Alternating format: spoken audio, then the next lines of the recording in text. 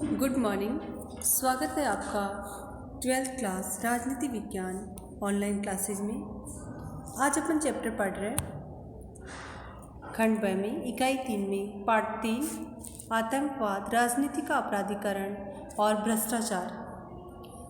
भ्रष्टाचार का शाब्दिक अर्थ। भ्रष्ट आचरण, जो कि दो शब्दों से मिलकर बना है, भ्रष्ट प्लस आचरण। इसका अर्थ है कि ऐसा आचरण जो किसी भी दृष्टि से अनैतिक और अनुचित हो। जब कोई व्यक्ति न्याय व्यवस्था के माननीय नियमों के विरुद्ध जाकर अपने स्वार्थों की पूर्ति के लिए गलत आचरण करने लगता है तो वह व्यक्ति भ्रष्टाचारी कहलाता है। आज हम भ्रष्टाचार या करप्शन के बारे में पढ़ रहे हैं। भ्रष्टाचार दो शब्दों से मिलकर बना, भ्रष्ट प्लस आचरण, और इसका अर्थ है हमारे द्वारा किया गया कोई भी ऐसा कार्य जो कि अनैतिक है, गलत है, तो वो भ्रष्टाचार कहलाता है। जब कोई भी व्यक्ति माननीय जो न्याय व्यवस्था के नियम हैं उन नियमों के विरुद्ध खुद के स्वार्थों की पूर्ति के लिए गलत आचरण करता है, अनुचित आचरण करता है, तो वह व्यक्ति भ्रष्टाचारी कहलाता है। भ्रष्टाचार क्या है? What is corruption? किसी भी देश की अर्थव्यवस्था में भ्रष्टाचार दीमक की तरह होता है जो उसे खोखला कर देता है। दीमक एक प्रकार का कीड़ा होता है जो लकड़ी को अंदर से खोखला बना देता है, खा जाता है। तो जो भ्रष्टाचार है हमारी अर्थव्यवस्था को उसी प्रकार खोखला बनाने का कार्य करता है। भ्रष्टाचार का अर्थ कोई व्यक्ति अथवा संगठन अपने निर्धारित कानूनी दायरे से परे जाकर अनुचित ढंग से किसी व्यक्ति अथवा संगठन को लाभ पहुंचाए तथा बदले में धन अथवा सुविधाएं प्राप्त कर सार्वजनिक हितों को नुकसान पहुंचाए।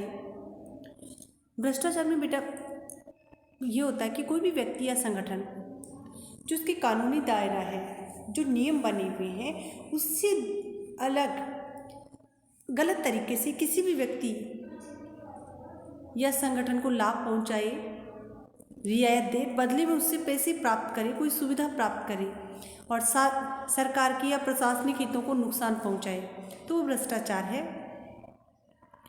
भ्रष्टाचार मुख्य रूप से चुनावों में व्यापारियों द्वारा दिए जाने वाले चंदे से प्रारंभ होता है। इलेक्शन आते हैं, निर्वाचन का समय होता है, तो जो राजनीतिक दल है, राजनीतिक दलों को चंदा व्यापारिक समूह द्वारा दिया जाता है। प्रत्येक राजनीतिक दल को चुनाव लड़ने के लिए अपने व प्रत्याशी के प्रचार प्रसार हेतु धन की आवश्यकता होती है। राजनीतिक दलों को अपने इस कार्य के लिए जो धन प्राप्त होता है वह बड़े औद्योगिक घरानों और व्यापारियों से मिलता है। जो बड़े बिजनेसमैन हैं, प्रतिष्ठान हैं, वो राजनीतिक दलों को पैसा देते हैं चुनाव में खर्च करने के लिए, और इस प्रक्रिया के कारण चुनाव के पश्चात सत्ता में आने वाले दलों से व्यापारिक घराने और औद्योगिक संस्थान अनुचित लाभ उठाने का प्रयास करते हैं, उनसे अपनी मांगें मनवाने का प्रयास करते हैं, और यहीं से आरंभ होती है भ्रष्टाचार की व्यवस्था। राजनीतिक दलों को चंदा देने के बाद जब वो राजनीतिक दल जीत करके आते हैं तो उनसे फिर लाभ उठाया जाता है। सरकार से राजनीतिक दल लाभ उठाने की कोशिश करते हैं। भ्रष्टाचार के अधिकांश मामले खरीद, अनुदान, निर्माण, लाइसेंस, परमिट आवंटन, ऋण, नियुक्ति, स्थानांतरण आदि क्षेत्रों से संबंधित होते हैं। यानी भ्रष्टाचार में पैसे कहाँ लिए जाते हैं? हम कोई प्रॉपर्टी खरीद रहे हैं, कुछ अनुदान दिया जा रहा है, निर्माण कार्य हो रहा है, बड़े बड़े निर्माण कार्य होते हैं, जिसे किसी चीज़ का लाइसेंस दिया जा रहा है नियुक्ति के समय, या फिर अपने को ट्रांसफ़र करवाना है, तो ऐसी स्थिति में फिर भ्रष्टाचार के मामले सामने आते हैं, पैसे खिलाने के मामले सामने आते हैं। भ्रष्टाचार के परिणाम। भ्रष्टाचार के दुष्परिणामों पर निगाह डाली जाए तो ये अत्यंत भयावह है और डरावने लगते हैं। भ्रष्टाचार के जो परिणाम हैं अगर उनको देखा जाए तो बहुत ही डरावने लगते हैं। इस व्यवस्था से उपजने वाले कुछ परिणाम इस प्रकार हैं। सार्वजनिक निर्माण कार्यों का स्तर घटिया होता है, और अनेक बार ये कार्य केवल कागजों पर ही होकर रह जाते हैं।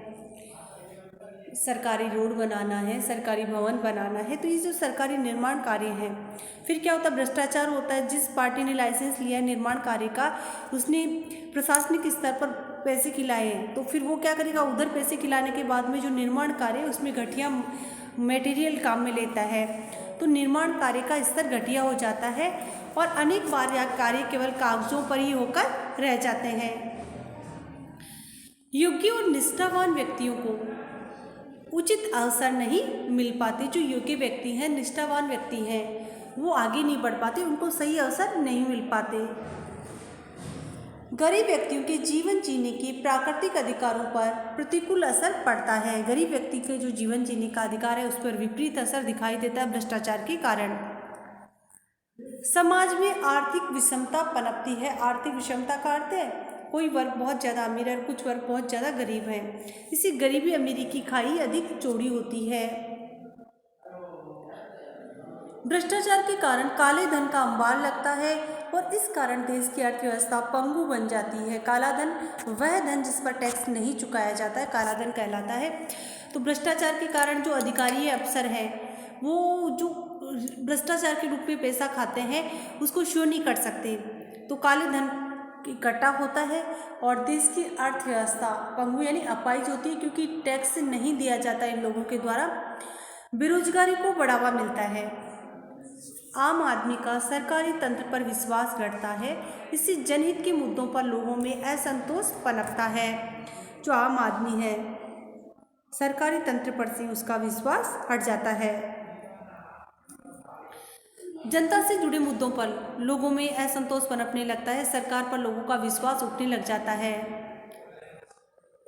उच्च स्तरों पर पनपने वाला भ्रष्टाचार निचले स्तर के कर्मचारियों को निकम्मा और कामचोर बना देता है। जब बड़े अधिकारी भ्रष्टाचार में लिप्त होते हैं तो निचले स्तर के जो अधिकारी हैं वो भी भ्रष्टाचार में लिप्त पाए जाते हैं, वो भी निकम्मे हो जाते हैं, कामचोर बन जाते हैं, अपने काम को सही समय पर नहीं करते हैं। तो इससे भ्रष्टाचार के जो दुष्परिणाम है बहुत ही डरावने हैं, अर्थव्यवस्था को पंगु बनाने वाले हैं। बेरोजगार स्टेप्स टू कंट्रोल करप्शन, भ्रष्टाचार को रोकने के उपाय। भ्रष्टाचार को रोकने के लिए अनेक कानून बने हुए हैं। इसके अंतर्गत भ्रष्टाचार निरोधक कानून सर्वाधिक महत्वपूर्ण है। सरकारें भ्रष्टाचार को रोकने के लिए बहुत सारे कानून बनाती है, तो इनमें सर्वाधिक महत्वपूर्ण जो कानून है वह है भ्रष्टाचार निरोधक कानून। इस कानून के प्रभावी क्रियान्वयन का दायित्व भ्रष्टाचार निरोधक ब्यूरो को सौंपा गया है। किसको सौंपा गया है? भ्रष्टाचार निरोधक ब्यूरो को। ब्यूरो के अधिकारी किसी भी कर्मचारी अथवा अधिकारी के विरुद्ध शिकायत प्राप्त होते ही